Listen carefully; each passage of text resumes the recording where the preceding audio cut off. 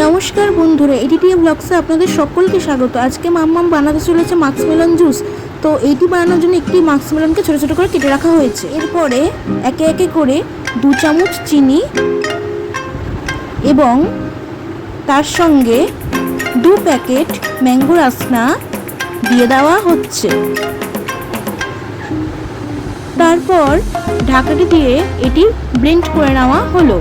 এরপর ছোটো ছোটো কেটে রাখা মাস্কমেলন এটির মধ্যে দিয়ে দেওয়া হচ্ছে এবং তার সঙ্গে ফ্রিজ থেকে বের করা পরিমাণ মতো ঠান্ডা জল দিয়ে দেওয়া হচ্ছে।